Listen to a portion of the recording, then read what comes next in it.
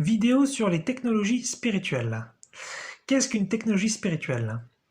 À ma connaissance, ça n'existe pas encore, ou alors c'est pas très connu. C'est quelque chose auquel je pense depuis longtemps, que j'ai un peu inventé au sens conceptuel peut-être, je ne sais pas, si d'autres y pensent. J'ai pas rencontré en tout cas de gens finalement qui y pensent beaucoup, ou alors en tout cas ils en parlent sans savoir qu'ils en parlent. Alors, avant d'aller sur une technologie spirituelle, on va parler de technologie classique. Qu'est-ce qu'une technologie classique? Alors là, surtout, je voudrais plutôt m'intéresser aux technologies démocratiques, euh, et non pas des technologies peut-être de pointe qui seraient accessibles dans certains milieux très très spécifiques. Donc par exemple, une technologie classique, c'est un téléphone.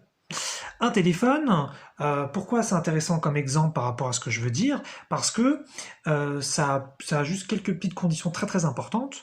D'une part, c'est accessible à tous, même si effectivement on n'a pas tous les mêmes PIB en tant que pays, donc il n'y a pas tous les individus de la Terre qui ont un téléphone, mais on peut imaginer que même dans les pays pauvres, dans des collectifs, il doit y avoir au moins un téléphone pour plusieurs personnes. Peut-être que je me trompe, hein, je ne veux pas dire de bêtises, mais voilà, a priori c'est quand même quelque chose auquel on peut tous accéder sur Terre, ou en tout cas on peut imaginer pas trop difficile d'y accéder. On peut prendre le téléphone de quelqu'un d'autre, même si on n'a pas l'argent pour en acheter un. Bon. Peut-être que je me trompe, mais voilà, c'est pour donner une idée. Un autre point très important avec un téléphone, c'est que c'est intuitif.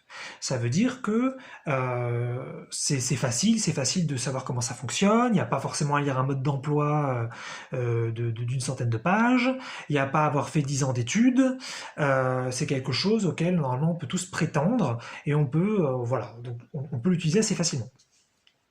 Et puis, c'est très pratique, que ça pourrait être complètement inutile, mais c'est très pratique. Ça permet donc beaucoup de choses aujourd'hui, mais sans parler de l'effet smartphone, juste le téléphone de base, bah, ça permet de communiquer avec plein de gens que vous appréciez, que vous aimez, avec qui vous travaillez, qui vous avez besoin de dire des choses importantes. Donc voilà, donc à la fois c'est accessible à tous en principe, c'est intuitif et c'est utile. Maintenant, on va transiter sur une petite référence, le film Lucie, réalisé par Luc Besson, avec dedans Morgan Freeman et puis Scarlett Johansson. Et en fait, donc c'est un film, c'est une totale fiction. Hein. Après, on y croit pas, au sens du possible, j'entends, hein, puisque c'est quelqu'un qui va développer des capacités spirituelles ou capacités psychiques très très très puissantes au cours du film. Hein. Ça se voit dans la bande-annonce, donc a priori c'est pas un spoiler. Mais je voudrais juste revenir en fait sur une phrase qui est dans le film. C'est à un moment donné, il y a Morgan Freeman qui qui donne un enseignement dans un amphi. Et il va dire à un moment donné que nous les humains, en tant que civilisation, nous avons choisi la direction de l'avoir plutôt que l'être. Qu'est-ce que ça veut dire? Ça veut dire qu'en fin de compte, nous préférons, en tant que civilisation, développer des technologies non scientifiques, des technologies classiques, des technologies de l'extérieur, voilà, parce que ça nous plaît, mais ça nous intéresse de développer des technologies de l'intérieur, c'est-à-dire des technologies plus spirituelles, des technologies peut-être plus émotionnelles, voilà. Et il donne un exemple par rapport à ça, par exemple, il prend l'exemple du dauphin. Et donc le dauphin, apparemment, donc il a une capacité, il a une capacité de radar, il envoie ça pulse, et ça lui permet donc de se repérer dans l'espace. Voilà, que d'ailleurs il y a d'autres animaux, hein, mais voilà, à ce moment-là il parle principalement du dauphin. Et par exemple, voilà, nous en tant qu'humains, on n'est pas capable aujourd'hui de faire ça. En revanche, on est capable de créer des objets qui ont cet effet-là. Voilà, et c'est ça en fait l'être et l'avoir. Sur que le dauphin, lui, il est cette chose, est EST, et nous justement on a cette chose, on a développé cet objet. Donc c'est très utile évidemment. Voilà. Et donc sur le téléphone, à ce moment-là, on pourrait juste ajouter un petit truc. On a choisi de développer finalement en tant que civilisation un objet qui nous permet de communiquer avec les autres. C'est-à-dire que sans cet objet, on ne peut pas communiquer avec quelqu'un qui, par exemple, serait dans un autre pays. Alors qu'on aurait tout à fait pu, en tant que civilisation, développer soit à la place, soit en plus, par exemple de la télépsychie ou télépathie qu'on appelle plus communément, et apprendre à communiquer donc avec les autres par la pensée. parce qu'il y a déjà plein d'études là-dessus, il y a plein de choses, ça marche vraiment. Maintenant, est-ce qu'on peut le contrôler aujourd'hui et l'enseigner aux autres? Non. Parce que voilà, il n'y a pas assez, je pense, à la fois peut-être d'informations là-dessus et d'études là-dessus pour vraiment pouvoir en faire quelque chose. Et puis surtout, on n'a pas un intérêt en tant que civilisation vraiment pour développer ça et communiquer de cette façon-là. Ça fait pas spécialement rêver les gens, ou alors ça c'est peut-être un peu trop mystérieux, un peu trop bizarre encore. Mais on pourrait imaginer l'inverse, hein. On pourrait imaginer une civilisation qui a développé donc la télépathie et qui trouve que utiliser les téléphones c'est très bizarre. Voilà. Bon. Donc chacun après, moi je préfère personnellement les technologies spirituelles, mais je trouve ça très très bien les technologies classiques ou développées par la science, mais plutôt par rapport à l'extérieur, parce que on pourrait tout à fait avoir une technologie spirituelle et scientifique, hein, il n'y a pas de souci. La science ne s'oppose absolument pas à la spiritualité. Donc voilà, comme ça, j'ai préparé le terrain pour parler de technologie spirituelle. Alors, moi j'ai pas mal cherché justement de technologie spirituelle, donc je vous le répète, hein, un truc qui serait donc accessible à tous, gratuit, et voilà, donc auquel on aurait tous accès, et pas un truc qui serait trop compliqué, donc intuitif, voilà, pas un truc qu'on faudrait passer des années à étudier, et qui serait utile, voilà. Finalement, j'ai eu des pistes, mais c'était plutôt des impasses.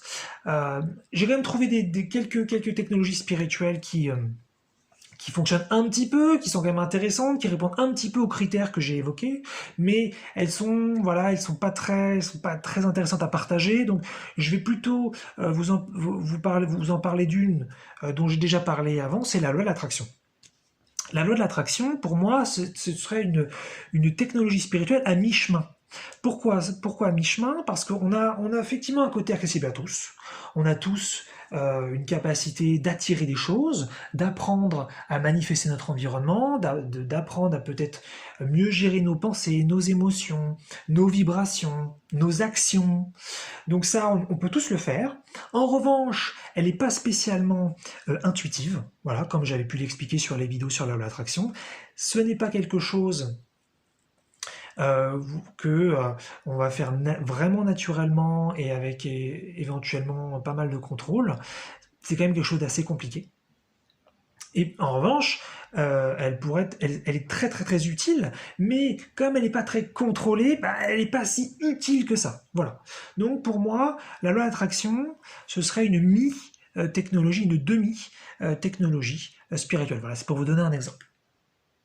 Maintenant, je vous ai dit, voilà, j'en ai connu d'autres, mais voilà, ça correspond pas toujours aux critères. C'est compliqué de trouver finalement vraiment quelque chose. Donc, je vais plutôt vous donner une auquel je pense depuis très longtemps, qui n'existe pas, et qui pourrait tout à fait exister en fait. Voilà. Et pour vous en parler, je vais d'abord vous parler de Google. Une autre technologie classique auquel on a tous accès, c'est Google, c'est Internet. Donc, quand je dis Google, évidemment, je parle pas de Google en tant que tel, je parle plutôt du fait d'avoir un moteur de recherche, et comme Google, c'est le moteur de recherche finalement peut-être le plus connu, le plus utilisé, voilà, je dis Google pour parler finalement d'Internet, pour parler de recherche Internet. Google, c'est donc à la fois, donc on revient sur le accessible à tous. Bon, a priori, il n'y a peut-être pas tout le monde qui a Internet sur la Terre, mais encore une fois, je pense que même dans les pays pauvres, on peut accéder à Internet par un collectif, par une association, par quelque chose. A priori, on peut imaginer quand même qu'il y a Internet partout sur la planète, ou quasiment partout. C'est plutôt intuitif Google, vous tapez peut-être une question, vous tapez une phrase, vous tapez une information, en tout cas, ça va vous prendre 10 ans pour apprendre à utiliser Google. Même si après, peut-être qu'il y en a qui cherchent mieux que d'autres, il n'y a pas des experts forcément en recherche Google.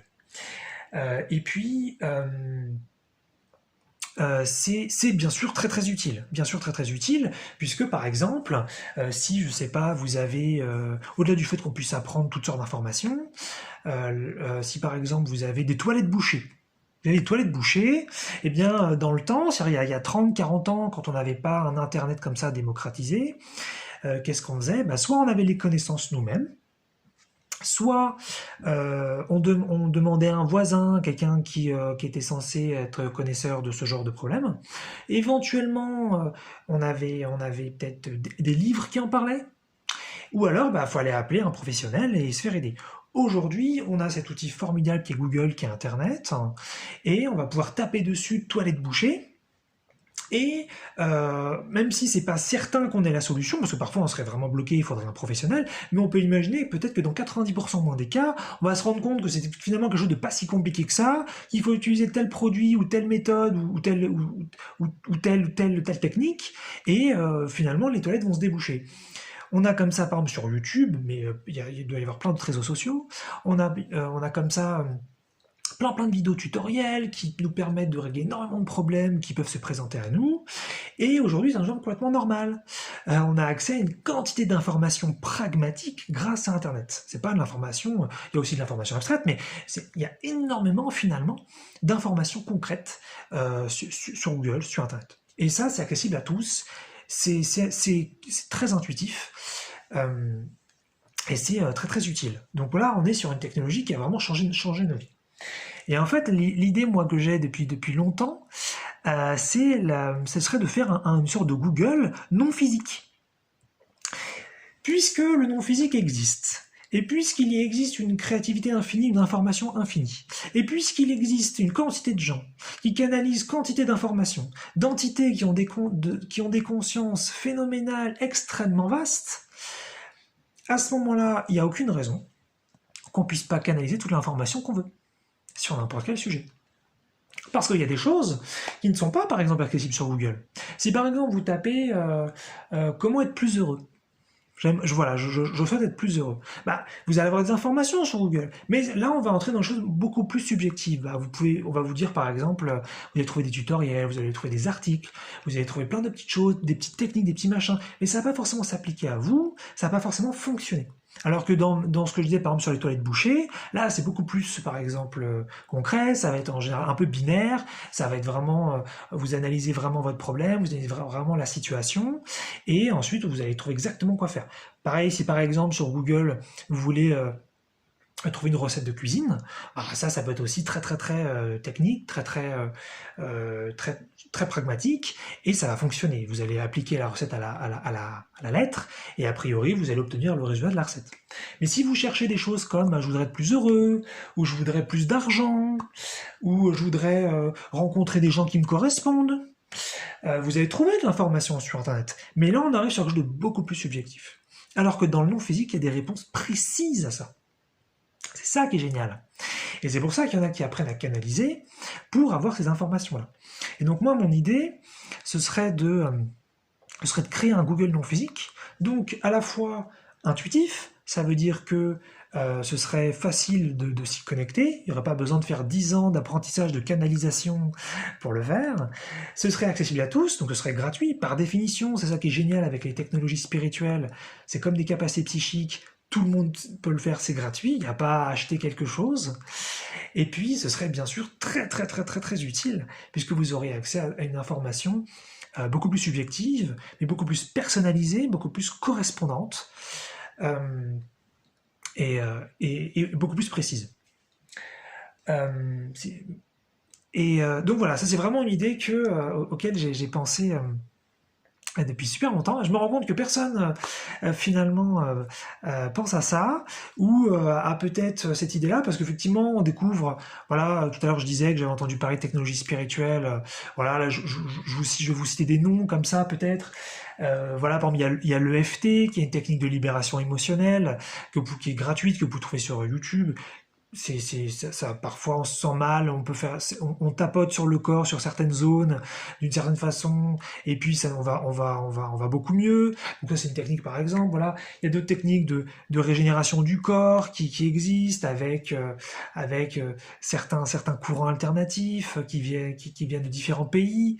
Vous pouvez trouver toutes sortes finalement aussi de médecine alternative. Il y a plein de choses qui existent et qui peuvent être faites. Mais finalement, on n'a pas vraiment une technique précise, comme par me chercher un tutoriel sur YouTube pour une recette de cuisine. On n'a pas forcément d'informations précises, par exemple, pour se régénérer le corps, pour être plus heureux, pour avoir plus d'argent de façon précise, pour peut-être rencontrer vraiment les amis avec qui on serait bien, les amants avec qui on serait bien, ou monter une entreprise qui serait fonctionnelle. On va trouver plein d'informations comme ça grâce aux technologies classiques comme Google. Mais ce sera subjectif, il y aura beaucoup de mystères, il y aura, voilà, ce sera pour moi assez insatisfaisant. Il y aura des choses, ce sera quand même bien, il faut pas, et je crache pas du tout dessus, c'est super. Mais voilà, là je pense plutôt à une technologie qui serait donc non physique, spirituelle, et pour autant intuitive, et pour autant utile, et pour autant accessible à tous. Donc je fais un petit peu un appel comme ça, parce que j'ai cherché ça depuis pas mal de temps et j'ai pas trouvé. Euh, et voilà. Et donc, si quelqu'un peut-être a une idée, parce qu'après c'est un puzzle, hein, Google ou Internet n'a pas été créé par une seule personne, hein. Donc voilà, ça peut être comment faire en sorte que tout le monde puisse canaliser, comment faire en sorte que tout le monde puisse avoir accès à cette information non physique et ce facilement. Voilà. Ça pourrait être aussi, voilà, comme par exemple, on veut savoir des choses sur notre inconscient, on veut savoir des choses sur notre passé, on veut savoir des choses sur notre généalogie, ou on veut savoir des choses même sur le non physique en tant que tel, sur la mort, des informations qui seraient donc précises et qui nous seraient très très très utiles. Voilà, un petit appel et puis un petit partage sur ce nouveau concept peut-être de technologie spirituelle.